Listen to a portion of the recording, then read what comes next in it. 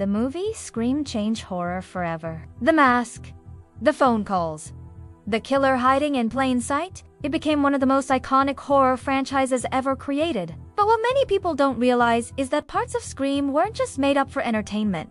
They were inspired by something real, a case so disturbing that it blurred the line between fiction and reality. So the question is, how much of Scream is actually true? And how much was Hollywood? Before Ghostface, there was a real killer. His name was Danny Rowland. In 1990, in Gainesville, Florida, a series of brutal murders shook the entire community. College students were being targeted inside their own homes. These weren't random street crimes. The killer broke in, watched, waited, and learned his victims' routines.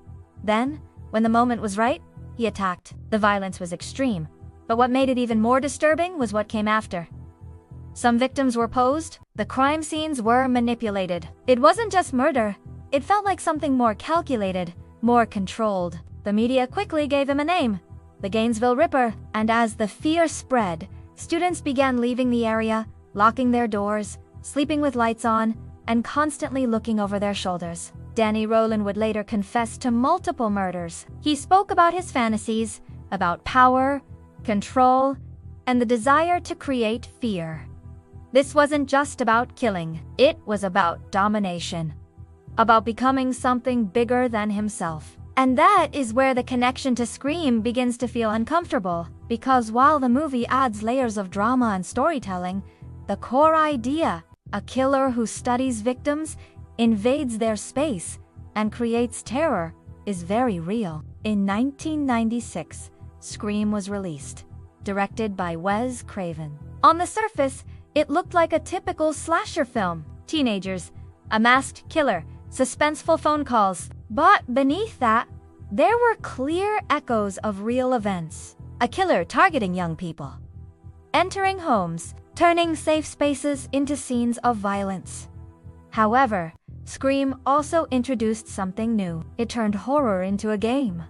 The killer didn't just act. He called. He taunted.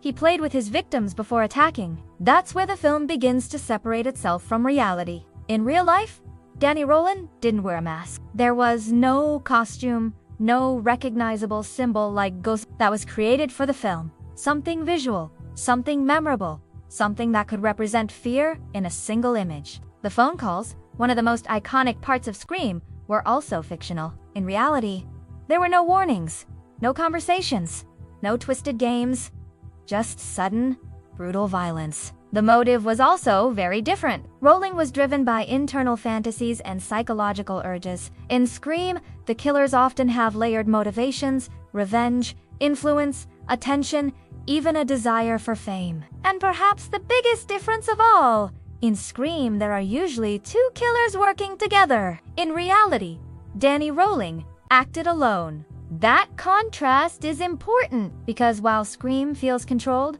almost structured like a story, the real case was unpredictable, chaotic, and far more frightening in its simplicity. There was no music building tension, no dramatic countdown, no chance for the victims to outsmart the situation. Just someone watching, waiting, and striking when they were most vulnerable. And that's why this story still matters. Scream turned horror into entertainment. It made audiences think about the rules of survival, about how these situations play out in movies. But the truth behind the inspiration reminds us that real life doesn't follow those rules. There's no script, no warning, no guarantee of escape. The fear that gripped Gainesville in 1990 was real. The people locking their doors at night weren't watching a film. They were living through something they couldn't predict. And here's the part that really stays with you. Every time you watch Scream, you're not just watching a fictional story, you're watching something that was influenced by real events. A real killer, real victims, real fear. And that changes how you see it, because it raises one final question. If something this disturbing could inspire one of the biggest horror films ever made, then how much of what you're watching is closer to reality than you think? Go back to the beginning of the film. Listen to that first phone call and ask yourself, does it feel like fiction anymore? Subscribe for more.